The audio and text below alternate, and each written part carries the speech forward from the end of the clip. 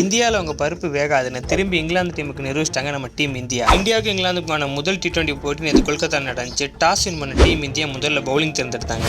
இங்கிலாந்து ஓப்பனர்ஸான பின் சால்ட்டையும் பென் டெக்கட்டையும் Arshdeep Singh power play wicket எடுத்து பவர் பிளேயை ஃபயர் பிளே ஆரம்பிச்சிருப்பாரு. அடுத்து வந்து ஹாரி புருக்கும் லிவிங்ஸ்டன் நல்லா பிளே பண்ணுவாங்கன்னு பார்த்தா வருண் சக்கர் ஒரு சுழல் மாட்டி 2 பேர் விக்கெட் கொடுத்துட்டு போக இங்கிலாந்து அணி 74-4 ஒரு மோசமான நிலைமைக்கு போயிருவாங்க. ஒரு கேப்டனா பொறுப்பா பிளே பண்ணி ஜாஸ் பட்லர் அவரோட 50 கம்ப்ளீட் பண்ணிருப்பாரு. அவர் கூட அண்ணா ஜேக்கப் பத்தல் விக்கெட் எடுத்து ஹார்திக் பாண்டியா அவர் ஒரு முறை மறைச்சிருப்பாரு. இந்த வருஷம் IPL RCBக்காக விளையாட போற 3 பிளேயர்ஸும் இந்த மேட்ச்ல ஃபெயிலியர் ஆக இந்தியாவுக்காக அக்ஷிப் சிங், ஹார்திக் பாண்டியா, அக்சர் பட்டேல், வருண் சக்கரவர்த்தி பவுலர்ஸ் எல்லாம் இந்த மேட்ச்ல கலக்கலா பர்ஃபார்மன்ஸ் பண்ண பட்லரோட அற்புதமான இன்னிங்ஸ்னால 20 ஓவர் முடிவில் இங்கிலாந்து 132 ரன் அடிச்சிருப்பாங்க. இந்தியாவுக்காக ஓப்பனிங் வந்த சஞ்சு சாம்சன் ஒரு பக்கம் அதிரடியா பிளே பண்ணி ஜோப்ரா ஆர்ச்சர் ஒரு விக்கெட் கொடுத்து போயிருப்பாரு. அடுத்து இந்த கேப்டன் சூரியகுமார் அதை அதிரடியா பிளே பண்ணுவார்னு பார்த்தா அவர் டக் அவுட் ஆகிட்டு போக ஜோப்ரா ஆர்ச்சரோட கம்பேக் இந்த போட்டில் சிறப்பாக இருந்திருக்கும். அபிஷேக் சர்மா ஒரு பக்கம் அதிரடியா பிளே பண்ணி 34 பால்ல 79 ரன்ஸ் அவுட் ஆகிட்டு போக அடுத்து வந்து ஹார்திக் பாண்டியா திலக் வர்மா நிதானமாக பிளே பண்ணி ஒரு 13 ஓவரில் இந்த ரன்னை சேஸ் பண்ணி 7 விக்கெட் வித்தியாசத்தில் டீம் இந்தியா அந்த போட்டியை ஜெயிச்சிருப்பாங்கன்னு தான் சொல்லலாம். இந்த மேட்சுக்கான பிளேயர் ஆஃப் த மேட்சை நம்ம தமிழ்நாட்டை சேர்ந்த வருண் சக்கரவர்த்தி வாங்கியிருப்பாரு.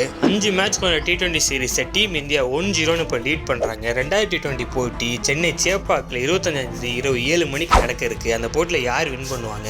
RCB வாங்கின பிளேயர்ஸ் அடுத்த மேட்ச் ஃபார்முக்கு வருவாங்களா? சூரியகுமார் அதை கம்பேக் அடுத்த மேட்ச் கொடுப்பாரா? வருண் சக்கரவர்த்தியோட பவுலிங் பற்றி நீங்கள் என்ன நினைக்கிறீங்க?